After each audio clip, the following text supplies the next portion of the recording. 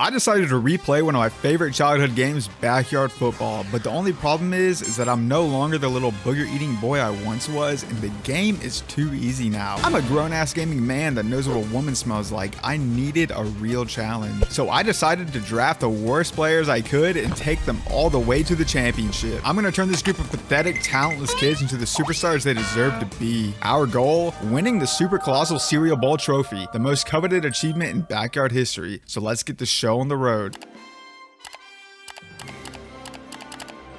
Welcome Coach John Madden to the humongous Melonheads. In backyard football, players have 5 stats: throwing, catching, running, blocking, and kicking. The proficiency is determined on a scale of up to 4 footballs for each stat for a total of 20 possible stat points. The average player will have up to 13 to 15 stat points, with the best having around 17, such as Mr. Pablo Sanchez, the best to ever do it in the backyard sports leagues. Now, if I was a lesser man, I would draft these God-gifted children and roll the league, but like I said, we need our trophy to be earned with blood, sweat, and tears. The worst amount of stats a kid can have is usually around 10 or 11, so these are the ones I'm looking for. So without further ado, let's meet the team. Our first pick is little Ronnie Dobbs, the Spud. Definitely the worst player in the game with a total of 8 stat points. I can make this kid a star. Jorge Garcia, aka Bonkers. This fellow will be our QB. Sugar Pop Angela Del Vecchio. Don't let the name fool you. This is the muscles of the team, the best center we can get. Next up, Gretchen Hasselhoff. No relation to David. She's an all-rounder that we can flex into any position. Billie Jean Blackwood, the beauty of the backyard.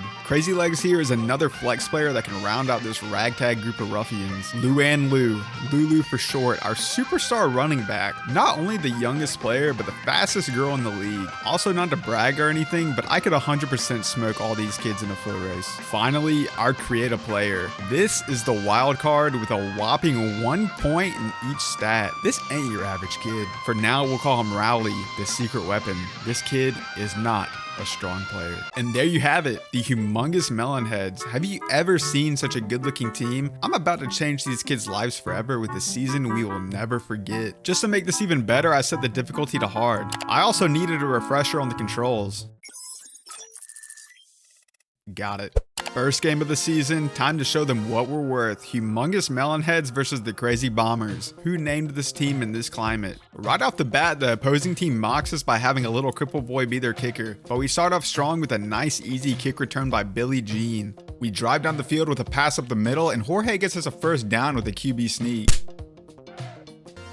We get close to the end zone, and I take a risk on the 4th down to not take the field goal, but Luann is tackled mere inches short. And you know, at this point I thought to myself, this might not be so hard. But thereafter, I was truly humbled, because with us on defense, I truly begin to understand how terrible my team actually is. They may not be the fastest, the smartest, or the strongest, but they have heart and a coach that believes in them. After a series of unfortunate plays and poor decision making, we are down 14-0 at halftime.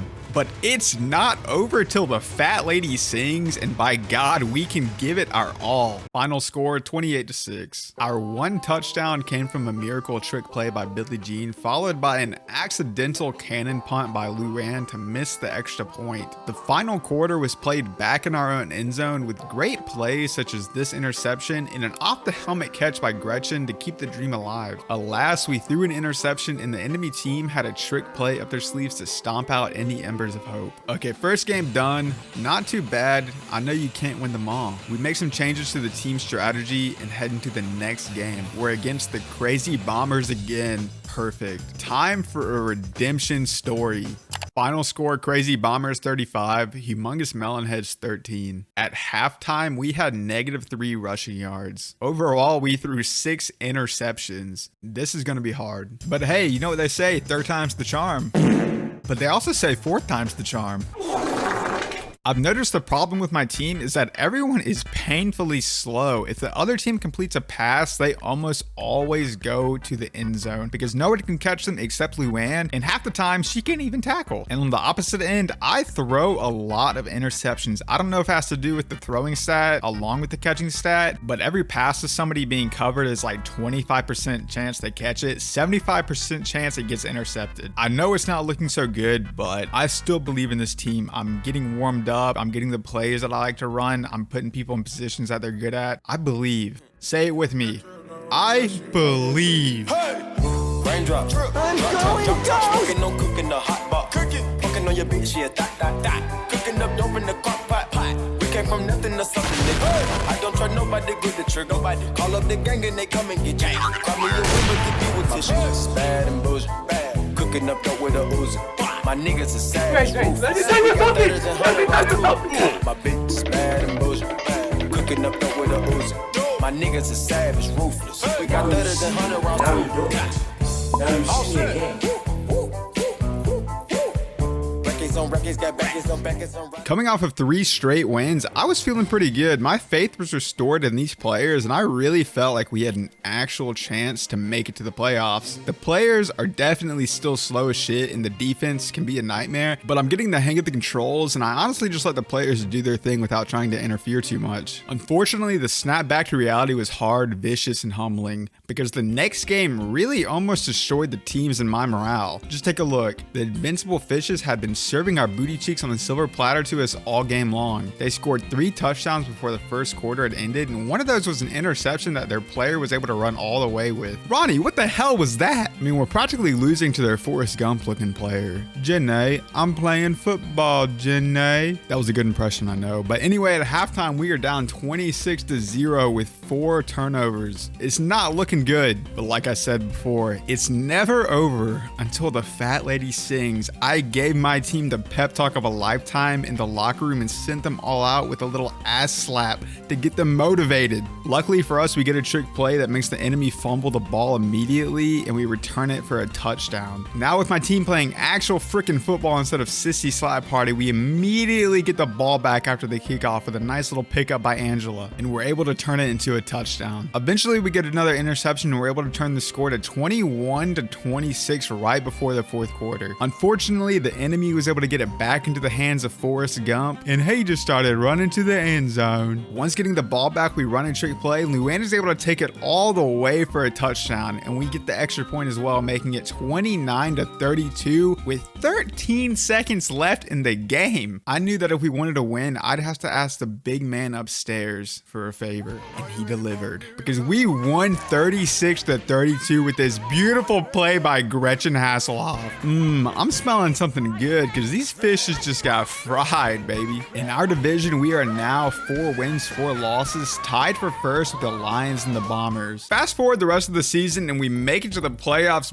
barely with a stat line of 7 wins, 7 losses. We're the wild card in our division. A lot of those games went all right, but a couple teams definitely put the hurting on us. I'm not gonna lie to you, but it doesn't matter because we're here and they're not. We are playing for the Super Colossal Cereal Bowl trophy. We did it, and we're here to win. And well, wouldn't you know it, our first game is against our rivals who beat us twice hard for our first 2 games, the Crazy Bombers. And this was just a solid game from us. We got our fundamentals down. The team is gelling. We are one cohesive unit. But that's not to say the game was easy. In fact, we almost lost. We were lucky enough to counter their trick play with a trick play of our own and take it in for a touchdown. The Crazy Bombers were looking crazy sad when we sent them back to the bus with their dreams crushed. And after that scrap, we knew the next game was not going to be easy. The Saints had put the hurt on us before,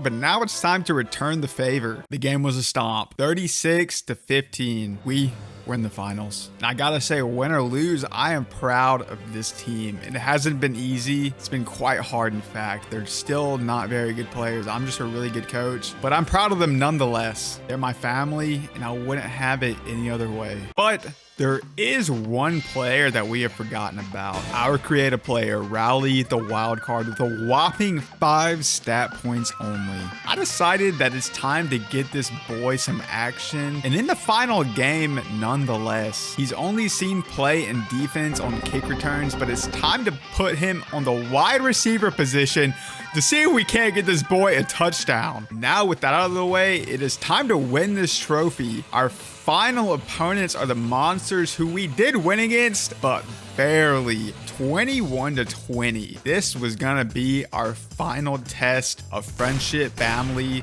and football. And you know, it's almost like it's meant to be. They are the little monsters and we are the humongous melon heads. Except this David and Goliath story hopefully ends up with us, Goliath, clapping little David's cheeks. So let's get this bad boy started. After the kickoff, we get the ball at our own 28. I decide to let Luann run the ball, but she is smothered by Miss Keisha and we lose 5 yards. I try to make up for the lost yards with a pass, but we throw it off Gretchen's helmet and it bounces into the arms of Miss Keisha. And then on their second down with the ball, they just run past all of us for a touchdown. This team I have been so proud of is collapsing before my very eyes in the finals. Once we get the ball back, we make it past the 50-yard line, but we inevitably throw an interception. And the enemy team starts to expose our weakness and run circles around us. Very few people on my team can catch their players. Luckily, we stop them short of a touchdown and they take a field goal instead. The second quarter starts and we are down 10-0, but things just continue to get worse for us. We get the kick return and immediately fumble it for another turnover. Thankfully, Angela came out to play, clutches it up, and we force the punt. Immediately after getting the ball, we run the hocus pocus, and Rodney throws a beautiful spiral to Gretchen for a touchdown.